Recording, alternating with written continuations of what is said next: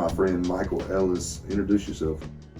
Well, like Alan said, I'm Michael Ellis. I'm from this area, from Goldsboro, from Wayne County area. Got deep roots where you are, Alan, and Fremont. So shout out to Fremont. But you and I have been friends for about 10 years. Yeah, we got introduced by our late friend Tommy King. Yeah, that's right. Yeah, I remember that. Who actually introduced me and my synergy partner as well. So Tommy did the world a lot of favors. He sure did. Introducing people was one of them. Our friendship, just took off from there, and always been in a spot like you've had big ideas about what you wanted to accomplish, and I've witnessed that, and I'm grateful. In the spirit of Thanksgiving, I'll say I'm grateful for our friendship. It's come a long ways, but you've always had big ideas about what you know that you're going to accomplish, and I've been happy to be right here in just to bounce ideas off of, and you've been there for me when I've needed somebody to help.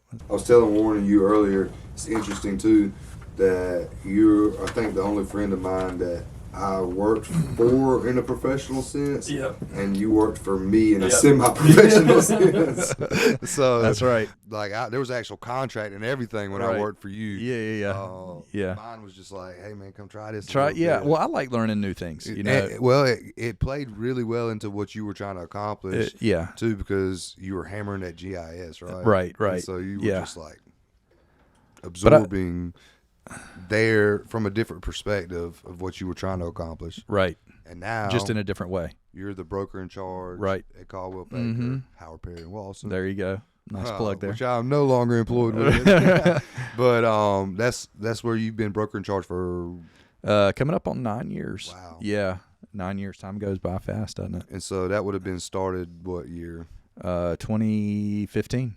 Okay. Yeah. And then real estate. Spring of 2015. So you've been in the market in real estate? Yeah. Since 2009. So that was a horrible time to get into real estate. Yeah, from the lows of the lows to the highest markets we've ever seen here. Yeah. I've seen it. And all within a 15-year period. Yeah, crazy, right? Yeah, getting into real estate in 2009. I mean, good gracious, I was so young and green and didn't know anything. Didn't know what I didn't know. And I remember walking through the hallways of where I was working, and everybody was saying, why are you getting into real estate? And I was like, don't you know any better? I don't know. Yeah, pretty much. Like, don't you know any better? But that was a different time. That was a hard time. But I'm thankful for that time. You think maybe your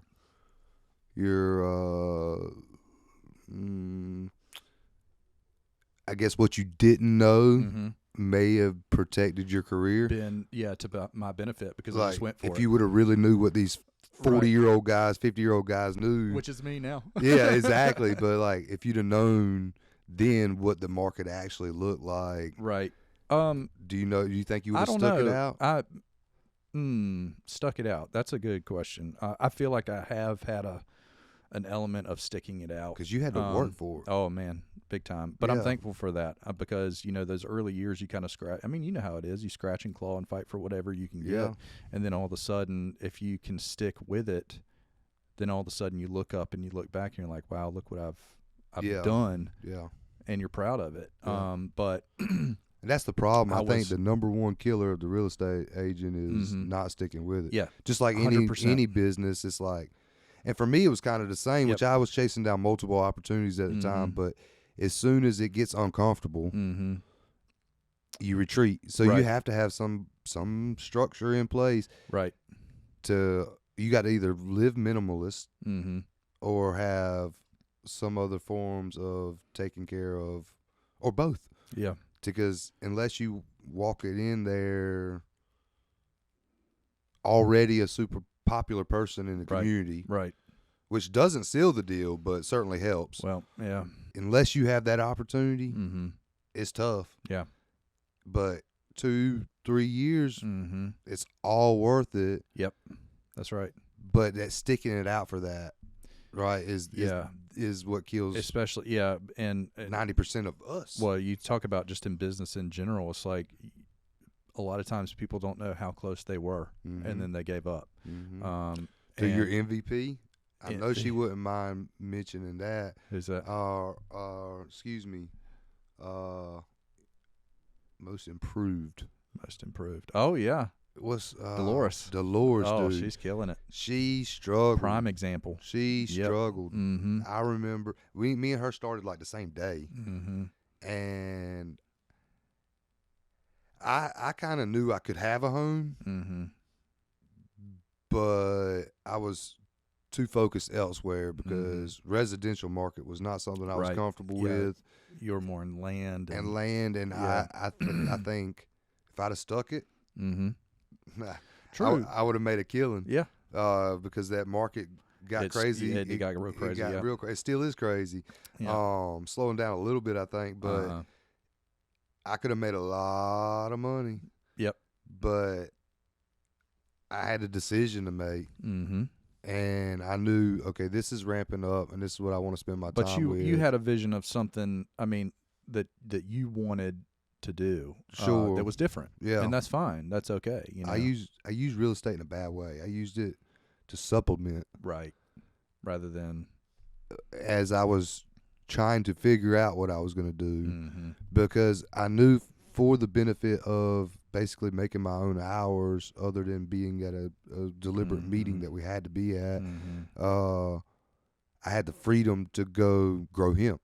I had the freedom to do all the things. Which if I had to go take a 9 to 5, I'd have my possible. weekends. Yeah, you needed the freedom too. And to build the holistic company off of weekends was going to be impossible. And so I made the choice like, okay, I mean, I sold some real estate while I was there. Oh, yeah. But I made the choices like, all right, this is what's most important to me right now. And it sucks kind of that I let that go because now that I'm more established elsewhere, I'm busy as heck. But I get phone calls that could have been leads all the time. You know? And so it's something you shouldn't ever let go either. But we were talking on the phone the other day. I called you about a situation that was, it seemed like qualified buyers are struggling right now to get loans. Oh, yeah. How do you feel about that? There's a lot of different factors at play. Obviously, the most obvious one to everybody is the interest rates. You know, clearly that's like on the news every night. But you know, things like the inventory. So you know, the interest rates. If you got high interest rates, what's that going to do to the price? You know, it's going to push it down, right?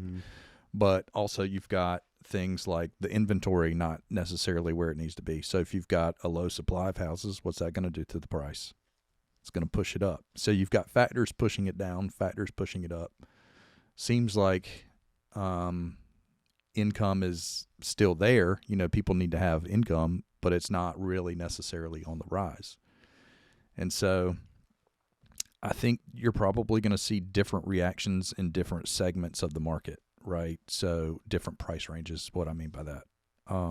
So I think there's probably a lot of families that are making decisions where maybe they're having another kid or they're needing to upsize for whatever reason, or they're needing to make a move, you know, and so they're having to make those decisions about looking at what that current price is and hoping and trying to see in a crystal ball to see, well, hopefully we can refinance later. And they're just having to make those decisions now. It may affect a higher price range or the middle price range or the lower price range in different ways. It's interesting to try and track it, but you asked about getting qualified. And yeah, that may be part of it. I think, you know, banks love to underwrite loans and then sell them on the secondary market, right? What they don't like to see is foreclosures. So are there factors at play where they're trying to be a little more conservative to avoid foreclosures? Probably. On some case, it's not every case, but yeah, that's probably at play some. But, you know, that's probably good in some ways and bad in some ways. You know, that's not perfect solutions, but, certainly having any kind of foreclosure is not good. Having a flood of foreclosures is not good for a market. Is there still a ton of buyers out there? Yeah. Oh, yeah. Where are they all coming from? Like, yeah. Is that just because of our our geographical North Carolina? Mm-hmm. A lot of people are flooding in, or is that nationwide right now? Or do you know the answer to that? Because it seems like there's been an influx of buyers through this whole incredibly high market, which is what's obviously kept it. Well, I mean, up. You're absolutely right. I mean, as far as we are geographically in North Carolina, I mean, what are we, like one of the top growing states in the union? So, that's certainly at play. And then us specifically, being kind of on the eastern side, of Raleigh, 45-minute drive. Yeah, exactly right. So, I mean, obviously some high employers, big time employers that we have in our area, are certainly at play. So, it seems like we are growing. I mean, goodness gracious, can you remember 10 years ago when certain roads in our town were like dusty old roads, and now we got traffic? Well, what's crazy is 10 years ago is when I was taking a shot with you. I guess it's been 8 maybe 8 to 10 years. I don't know. No, it's not that long ago. Yeah. Was it? No, I don't know. What? I don't know. Anyway, it's been several years since I've been sitting across from you in your office, but we were having these conversations about literally northern Wayne County would explode, and it has, which everything has, but a lot of people then thought this area would just kind of still keep doing what it's doing. No. Me and you knew better. We were having that conversation well before this. We were starting to see the sprouts. Yeah. We were starting to see the sprouts, and we still are, and it's growing.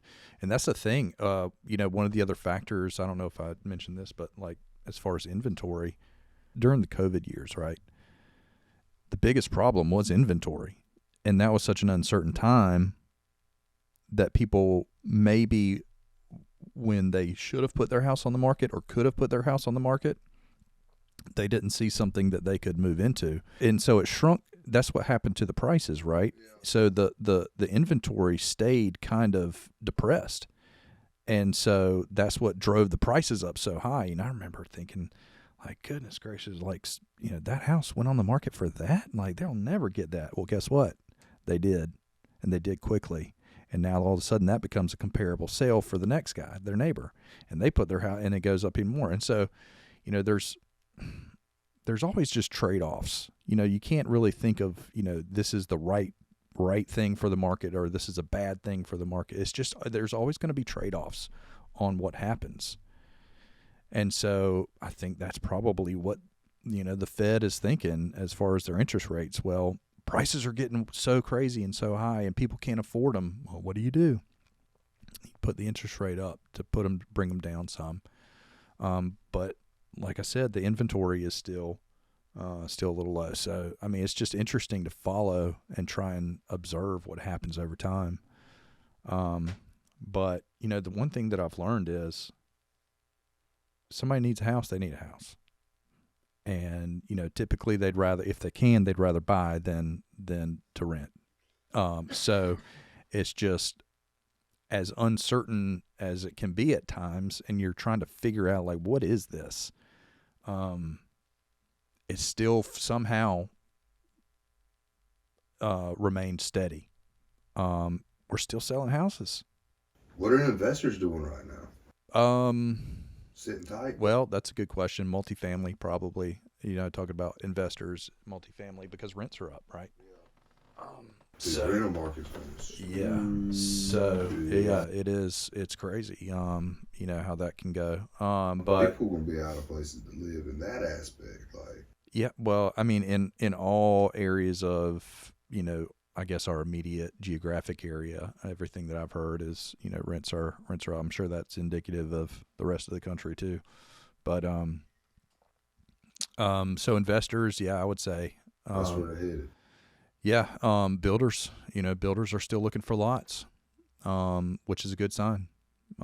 So we need the new construction market to be robust.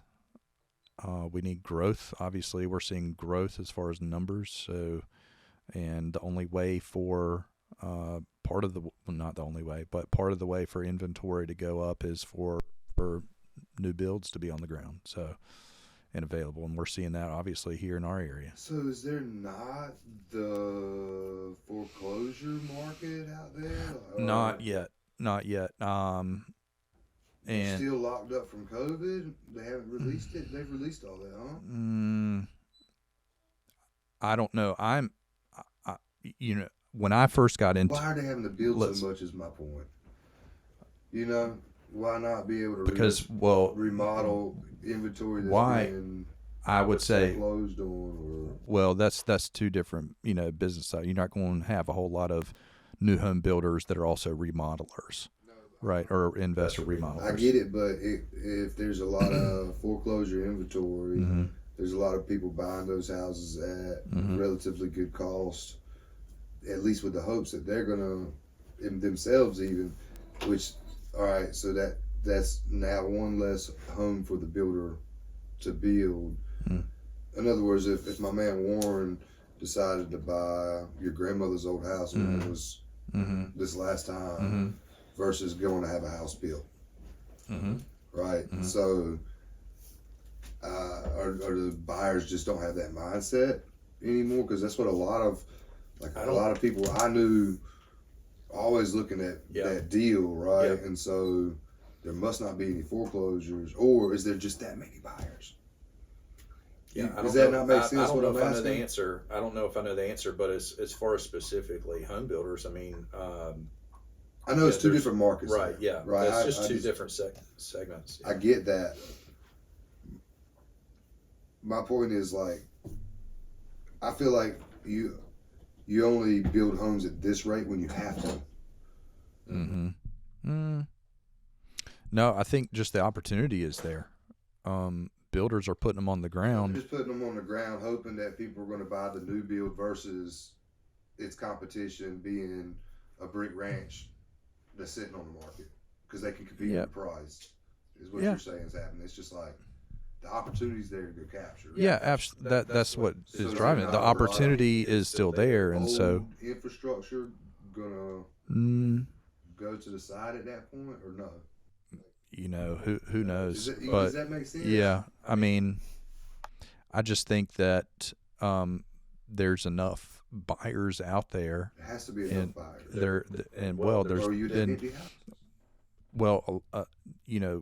Go back to what I was saying about COVID, right? It was how many buyers were out there that got frustrated because they were making offer after offer after offer after offer. I know being the broker in charge of in our office, and I remember during those 2 years,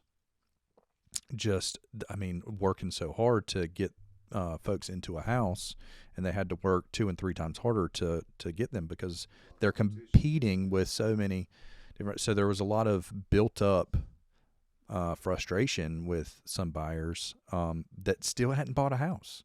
And so now all of a sudden, maybe it's balanced a little bit and they're still out there, and maybe they've come back to the idea of buying a house. Maybe they had to go rent. I see for what a you're little saying, bit. that they got so frustrated because the inventory wasn't there. Correct. And they got tired. So now we have an influx of 6 years of buyers, right, still competing, right, to buy, right, instead of buyer or 5 year whatever. Instead of, I guess, end of 19, right? So 2020 to now, that's 3 years. So my math was a little off, but anybody pre up until now, right, still having trouble finding a house. Yeah. Interesting. Yeah. So it's just a pyramid of buyers that's been backed up. Stop you guys for a second. I think that thing's done for. What? Take this. I think there might have got dirt in it or something when we were recording Anna on that channel 1, because it keeps coming in and out. I've changed cables and I know it's not that cable, so I'm just gonna give you that one and let us catch it. You're on that channel 2 works. Okay. Channel 1 works, and then it'll just for some reason just stop. So I'm tired of playing. Well, at least he's been doing most of the talking, so. Yeah, and I got plenty of different ways to get your audio. It's not going. Yeah. It's just now I'm just trying to make it sound better. Gotcha. That's what happens when you put shit in the creek.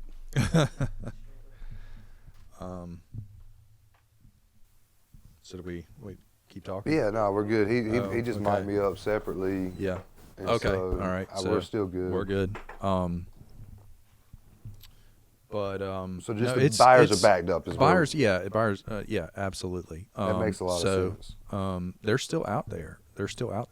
And so, I mean, somebody that I would say, somebody that wants to get into real estate, wants to be a broker and make this a career. It's still, the opportunity is still there. Oh, it's certainly. It'll always be there. And the good thing about being in this business, I mean, it's a people business, just like everything else. Yeah. Right. You know, I remember when I first got into it, like I said, it was a horrible time, right, to get into real estate, and I was being told that over and over again. But I was lucky enough to have gotten the advice to get that education before it got good. Right. You were set up. Right. I've done all I can do to get here. Yeah. And now the market flips on you. Mm-hmm. But you know, the thing that I learned is that, you know, it really is a people business. And so if you are the type of person that knows a lot in your community or is willing to go do the extra things to go meet people. I remember, so I was in Raleigh for, you know, the first year, and, you know, I was just scratching and clawing, trying to get by and learn what I could. And then when I moved back here, and I just instantly knew a lot of folks, you know, it did a lot of wonders for my business. And so you've been an entrepreneur basically your whole adult life, and you know the value of relationships and solidifying those. And so, but at that time, trying to grow a business, you know, it's not good enough just to know your own little circle, right? You've got to find ways to expand your circle. You know, and I'll just say shout out to the Wayne County Chamber of Commerce. I mean, they were fantastic for me early in my career, gave me opportunities to meet people that I wouldn't normally come across and turn those into business relationships and long-term relationships. And so that's a great opportunity for people. And I encourage everybody, just because, like, it maybe had the thought of Tommy King again, to act like Tommy. Oh, he was. And make those introductions. Yeah. Tommy would go out of his way to make those introductions. Mm-hmm. He would, yeah. And I know a lot of people doing a lot of stuff now because of those introductions. And so when you think like that and help people network like that, and you grow that network like that, you got a guy for everything all of a sudden. How many people you know smarter than you in real estate? Oh, tons. You know what I mean? So, like, if you don't have an answer, you can find me one, right? And it could be your competition. It could be anything, but just setting down that network to make you stronger. Right. But everybody should be doing that all the right. time. Yeah. So being in business for yourself. You know, I remember those first couple of years, though, I was so focused. I was almost obsessed with making new connections, but that's part of what you have to do, and solidifying the relationships that I already had. So you just have to be obsessed with that for a little bit until you can establish your network. That brings up a good point. Maybe, how do you decide once you're pushing that network and you're starting to, because once you go with the objective to meet people, you're going to meet people. You're going to start talking to them. Yeah. So now where do you decide where to put your time, right? Like, that's because I know a lot of people. I'm just thinking about scenarios with some of these younger kids in our Greenville market. They're linking hard, but then they get linked with the wrong folks. Not like the bad crowd, Right. You know what I mean? But it's like people that are trying to feed off of that pile. You get what I mean? So it's like, instead of just, not everybody gets that right. They have the right mindset. Right. but then they don't know where to delegate their time. Yeah, and I don't think there's a right or wrong answer. Just gotta feel right. That's one thing is you can't have all the answers, and that's in life, I guess, and just whatever you're trying to figure out. It's like you're not going to know the right answer, and that's okay. You just get out there and go do it, and you just every single day look for opportunities to meet people, to serve people, honestly,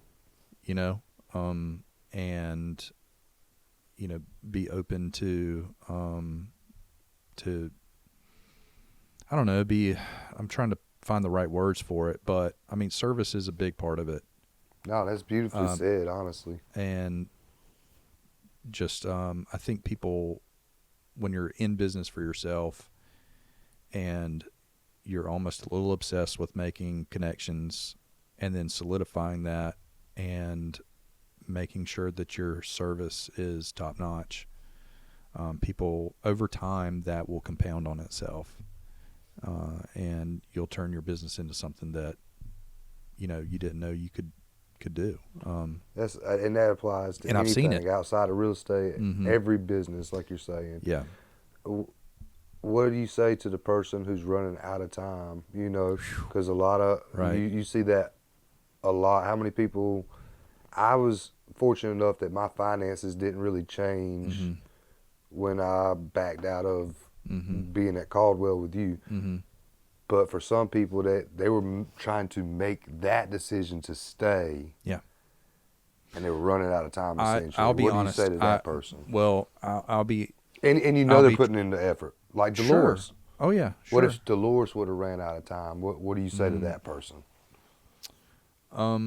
Well, I think everybody's situation is different. Nobody's situation is the same. I will say that, there were times early in my career that I felt like I was running out of time. Yeah. And it's not easy. And but there's and I can't say that what I've gone through and my path that I've gone through in my career is going to be right for everybody. And everybody has to make that decision. But I will say that I've never known somebody who did stick with it, even though it was tough, and stuck with it, found a way to stick with it. I've always seen them succeed in the end, eventually. And so I think that's just the nature of, real estate is no different than another business venture. Yeah. Opening up a shop, opening up a storefront, opening up whatever it is. I mean, an attorney's office, a dental office, whatever it is, it's a business just like that. So, and, there's just an element of sticking with it and putting in the genuine effort. You can't go through your day flailing. That's one piece of advice. I mean, for any business is that's where I had to back out, right? Because I wasn't giving it my genuine effort. You have to genuinely put effort in. My effort was here. Again, this was my side hustle, and this just wasn't going to work as a side hustle. Not unless you build the business and then, you know what I mean? And I wasn't patient enough for that. And so people back out too soon in business all the time. Yeah, absolutely. And it's because it gets uncomfortable. It does. Yep. But if you will push, and real estate we know is a model that works. Right. So it may be slightly easier to have a thought process of like an invention, right? Like something that you just solely believe in. But when this is how the world works, and like you still got to push. Yeah. You still got to make that effort. It's not just because it's something that a lot of people do doesn't mean that it's all figured out. It's your business is going to be individually different. Right. Even within the brands of your company. Yep. Because that comes all the way, especially down in real estate, all the way down to personality. Yeah. Like that's you and any of your agents are way different people. Y'all just operate under the same brand. Right. So right, true. Probably more diversity than what a typical franchise would be, right? Because you can't tell somebody to change their personality. Right. So it gets really individualized, and you got to work hard, man. You got to keep pushing. What I would say, though, this is what worked for me. I'll tell you what worked for me, and if it works for other people, that's great. But it's really easy to get into, and this is not just real estate, beyond real estate, this in business, but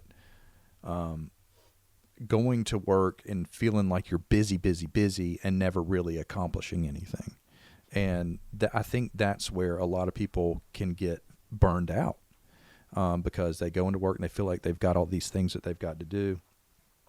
And they think that, in their mind, they're thinking about all the things that they've got to accomplish, all the things they've got to do. Money coming and there's, in. And it's like, yeah, exactly. And so it's delayed, when you're doing that for delayed an employer, gratification. You're getting a check. Right. And a lot of delayed gratification, Yeah. but which means, you got to be really good on your daily tasks. And what worked for me was, if it's not for me, if it's not written down, it's not getting thought of. And so I had to become very disciplined about writing things down in an organized way so I can stay on track during the day.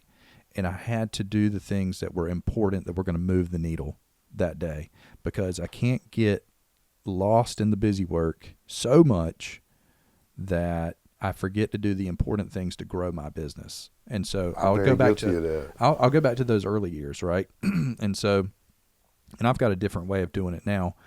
Well, I'll share what I do now too. But you showed me. We literally you broke this down for me before, exactly. This is something I've always struggled with. And we've sat down together and had this conversation as a friend, and then as you as my boss. Right. We've had this conversation, and this is something that's been very vital into your success, I think. And that's the thing, is like, the elements that make up success are not grand. It's just like, you only have these minutes and hours during the day, so how are you going to fill them up? And so what I would do is, I've got my to-do list, but I would divide a line in the middle, and on the left side, I'll say, where my busy work stuff, my customer service, and it's not unimportant, but it's very important. But you have to figure out how to fit in also the things that are going to move the needle long term. And so how do I meet with Alan today? Do my paperwork as well. Right. Yeah. So on the left side would be, this is real estate specific. So it would be like schedule home inspection at 123 Main Street. Write listing agreement for 125 Main Street, and all the things that I've got to do that day to propel my day forward. But then on the right side, it was all of the networking things that I needed to expand. So it was make sure you go to Wayne County Chamber of Commerce event at 5:00, whatever, just making sure that that's on there. Write personal notes to this person I saw at the ball game, write personal note to this person I saw at the grocery store, because what I'm doing is I'm solidifying those relationships, making sure they've got my business cards. Now, this was pre-social media, right? This was before social media was actually being used on in business. And so, but I think those things are still relevant. One thing is I was, and I still say this to the agents. 7 touches, right? Yeah, absolutely. And so I think social media maybe personal notes, 15. Yeah, personal notes were always something that were important to me, probably because it worked for me. So I saw the value in it. I know social media is a huge part of how marketing is done these days, and it's super important. I'm not the best at it, but I knew that back then, personal note's going to get opened 100% of the time. Have you ever gotten a personal note and not opened it? No. Mm-hmm. Now, it takes effort. There's no question about that. And it takes time to think about it. But then it's always things like, call this person because I was, saw they went on a trip or whatever, text this person. And so I always had a particular number every single day. You can't go through the day doing 20 of them because you got to do the customer service stuff too, right? But I always had a number in mind, and mine was typically 5. If I could do 5 of those things, a mixture of those personal touches every single day, over time that would make a difference. Because think about how many people you're contacting in a week, contacting a month, contacting a year, and it does take effort to do that while at the same time doing my customer service stuff. So that was a big deal. And that's something you got to be willing to do, because it may be, you got to have patience. It may be 3 years. Mm-hmm. You sent me right. You sent me a card because we had a drink together and right. dinner. And, I did, yeah. And I'm reading it and I'm thinking, thanks, Michael. Yeah. And then 3 years later, I'm ready Here to we sell are. my house. Yeah. And now is where you get to Right. make your money. Right. And so people once you've done that enough, 3 years from now, like we talked about, it's like if you could stick it in, stick in there, then you're going to have some of those first 20 people coming to you, maybe. Yeah. It just gets now, bigger and bigger. And I want to emphasize, like, look, that's a small portion. I'm not saying that's all you do, because there's some larger marketing things that are part of the whole puzzle. But, when I was first getting started, just trying to get the wheels going. That's how you secure job security moving forward. Like that revolving thing. Because if not, you're just eating what you kill today. Mm-hmm. Mm-hmm. You got to put some groceries back, too. So that's what I mean. That's what I mean by going in and genuinely being deliberate about your work, not letting the day run you. Sure. But also another little thing that I would do is that list that I would make, I did it the day before. So before I left home, or left to go home, rather than getting to the office at whatever time in the morning, 8:30, 9 o'clock, or whatever it is. And having to think about it. And having to spend 30 minutes thinking about what I'm doing. And then, oh my goodness, I've got a meeting at 10 o'clock, you start scrapping that whole plan. So that was one thing that I think is, and I still do, which is important, which is planning your day the day before. And so you can get into the office to do it. It takes being deliberate. It's not earth shattering type stuff, but it's consistent stuff. So like, I tell you before, I train a lot of agents, right? Train a lot of brokers. I've done it for coming up on 9 years. It's like, how do you eat an elephant? One bite at a time. It's not earth-shattering stuff. Genuinely, people are smart enough to be successful in this business. In a lot of businesses, it's tough to stay. It's tough to stay focused. Tough to stay deliberate about things. It takes a lot of effort behind the scenes. Like I watch you and your business, and it's like we talk pretty consistently, right? I mean, not every day, but and that's one thing I appreciate about your friendship is like, if I call Alan, I know he's going to pick up the phone. Yeah. And I think that's not just me. It's with a lot of people. I think you're just genuine that way. And but we talk about a lot of the stuff that you're doing, and you're just out there every day doing it, and a lot of behind the scenes stuff that people don't see. Yeah. And you worked on it a long time. Yeah. So. Yeah, it's been a lot. But we're the impacts have made it worth it. Mm-hmm. And just recently, I'm not only getting paid on like testimonials anymore, so I've now got a payroll. So anyhow, it's financially beneficial just now, but look, when I left Coldwell, I went 4 years unpaid to make this thing happen. Now we've built, I guess we got 15 employees brand wide, and 3 stores, and that's what I was telling you. Is like, I was fortunate enough that Tatum could hold down the fort. Well, I built this thing, and I would have had that same opportunity in real estate too. Right. A lot of people don't have that. Right. And so what does that person do when they really want to do something for themselves? Yeah. There's not a lot of good options for that. Like, you've got to cut a lifestyle. Right. True. And a single individual can do that pretty easily. Right. But you can't. But what if you got a family? You just can't go to your wife and 3 kids and say, hey, Mary, guess what I'm doing? I'm getting into whatever airplane business. Right. And In order to do that, we're going to have to really downsize, sell all our assets, and live very minimal. Can I tell you We're something? living in a camper. Look, it was even hard, back when, Mary and I were first married. And I mean, look, I'll be honest, like we sold furniture to pay bills. We sold a car to pay bills. It was a lot of, now again, I'll tell you, I think a lot of the country was in that same spot too. That was back in 2009 is my first year. So a lot of the country was, and that was the struggle back then, is like what was going on with real estate. Interest rates were low. Shouldn't people be buying houses? Interest rates are low, right? Well, you got to have income too, right? And I think a lot of people were losing their businesses. A lot of people were losing their incomes. And so that was a tough time for the country overall. But, as far as your question, like what does somebody do? It's not without sacrifice. There's no question about it.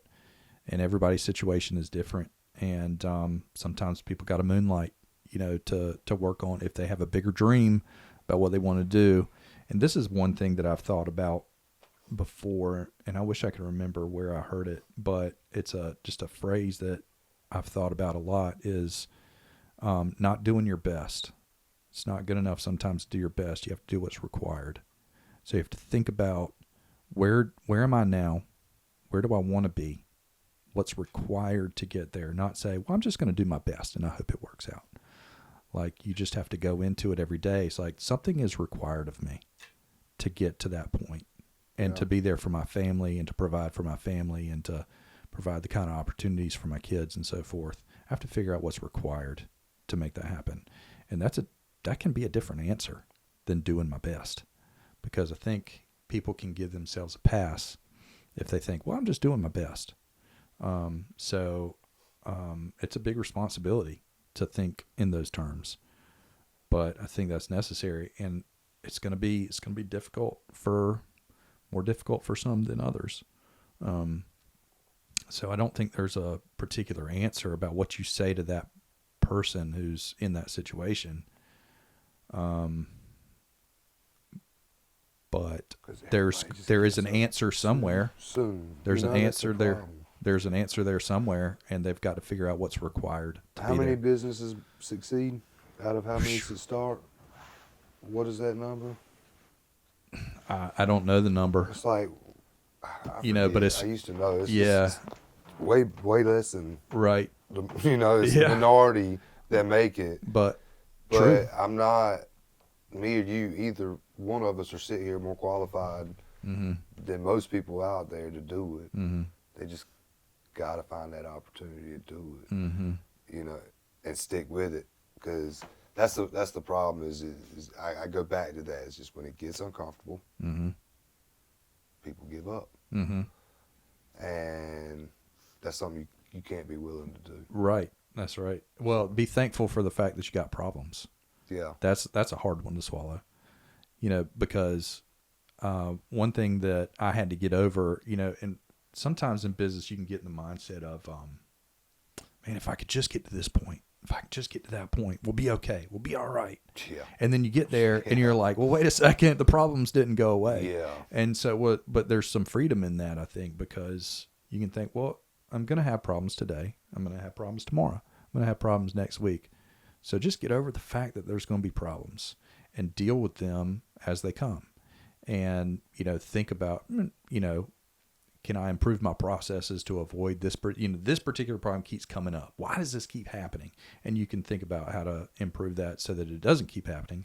But that doesn't mean problems are going to go away. And so just getting over the fact that if you're in business, there's going to be obstacles. There's going to be issues. There's going to be problems that you work through daily, right? Daily. And that's just part of that's part of the game. That's part of the deal. Yeah. That's the deal we've been given. Yeah. But I would rather be in a position to have problems than not have problems, because if I don't have problems, that means I'm not in business. And those are bigger problems. Those are much bigger problems in life. So just trying to, have that mindset that those are the kinds of things that you deal with without going a little bonkers. Yeah. Stress level, life balance level. We'll end it on this. What would you say to the first-time home buyer that's getting really frustrated right now with either trying to find a home, trying to qualify for the home, trying to, what's that one general? Well, well, that's a great, I don't think, I would say to my best advice to somebody in that particular position is to get with partners that you trust. That would be a real estate agent and a lender that you trust, and work with them on working towards your goal. Like, they're going to have answers about what you can do if you want to get to the point where you can buy a house, for whatever price range. There's an answer there. So just work with people who can help you find those answers. But that's not something you're going to walk into and buy a house tomorrow in a lot of circumstances, correct? That's what you're saying. Sit down with find these people, sit down and build a relationship. Ahead of time, yeah. Possibly, I mean, the sooner the better, right? So if you want to buy a house maybe 2 years, you should be doing it now. You can't snap your fingers and decide, well, I'm going to buy a house today and then make it happen. Like, just the nature of the business. It takes time. It's just the nature of the beast. And so it requires some time. So finding some partners in the game that can help you find the answers and be in regular communication with them and figure out what do they say I need to do in order to get there. And you'll get there. Yeah. I mean, patience is part of it too. So. All right, Michael Ellis, it's been a pleasure. Always. I always appreciate your ideas on business, whether it's applied to real estate or not. And so I've been waiting for you to sit down with me for a while, but you couldn't get me on the damn right side of your schedule. I was stuck on the left or something over there. Just the phone call side or whatever it was. I couldn't remember. Well, we made it happen. I was stuck on one side, but we made it happen. I appreciate you sitting down. I think a lot of people are going to appreciate your thoughts, and we should at least get 20 to 30 views, so those people will appreciate your thoughts. Maybe you'll make us get in front of some people that need to hear these words. So well, that'd be great. But yeah, always good talking to you, Alan, and I've really enjoyed watching what you've been growing and doing. It's been a lot of fun to observe that and witness that. So you're doing a great job. Thank you, sir.